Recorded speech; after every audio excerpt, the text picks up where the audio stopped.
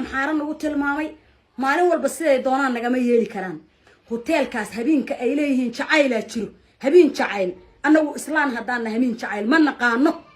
waa isbaranaynaa hotel xamar ku yaalo ay $25 ay ku gali rabaan dadku laakiin qof $100 wataaho qof $100 wataa lama celi doona islaamkana ma bal celiyaba $25 oo la sheega $100 aan ku galaa waxaan inii sheegaya hadhow habartii baroora doonto dhihi doonto cunugaygiya ka dhintay meesha iga dhintay iyo ummada ku leeatay hadhowetaba maanan ogeyn hadhihinina waa inay salaamay ummadda Soomaaliyeed meel walba joogtaan waxaan idin sheegayaa waxaa jirta gabar nooga timid Hargeysa tiri ummadda islaamka oo xamar ku nool waxa iiga qiimo badan amxaarka Itoobiyaanka haddana show way soo doonatay haddaan ummadda islaamka oo Soomaaliyeed nahay oo Muqdisho ku sugan waxaan rabaa habeenka ay leedahay show baan qabsanayaa horta showga waxaa la ii sheegay weliga show ma tagin in $25 lagu galaayo $25 iska daayo waxaan rabaa inaan $100 ku galo $100 ma ujeedin inaan ku galo ummadda islaamka waxaan u sheegayaa hadhow wixii baroora doono inaysan aadin showga laakiin aniga iyo ayadu waa isbarayna waxaan ku hadlayaa afka islaamka ayaan ku hadlayaa waxaan inii sheegayaa hadhow habartii baroora doonto dhihi doonto cunugaygiya ka dhintay meesha iga dhintay iyo ummada ku leeatay hadhowetaba maanan ogeyn hadhihinina waxaan inii sheegayaa waa isbaranaynaa annaga sideeda bilaadamba dadkii amxaaran ugu tilmaamay maalin walba siday doonaan nagama yeeli karaan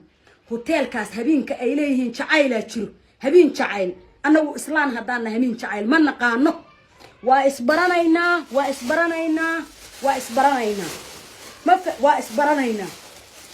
anagu habeen jacayl wax la yiraahdo ma naqaano islaam aan nahay ta ka dhacdo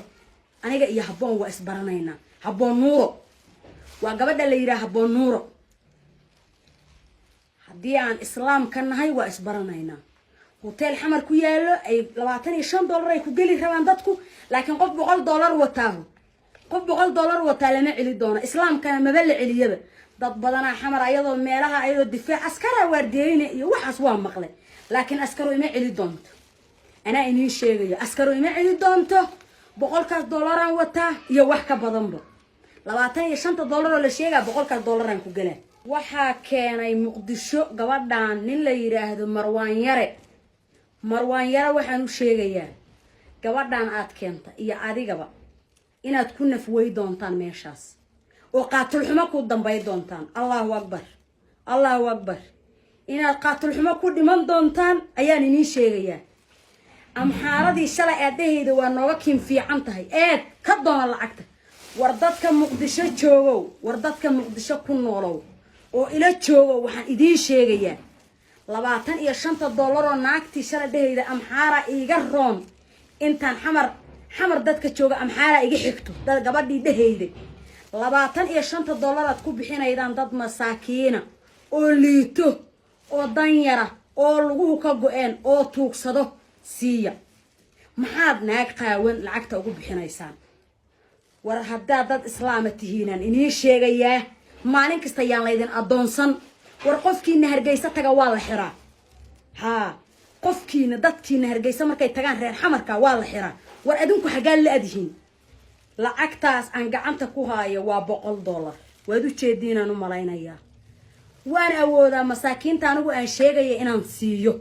laakiin waxaanan u sii haynin qorshaha aan wataa ka weyn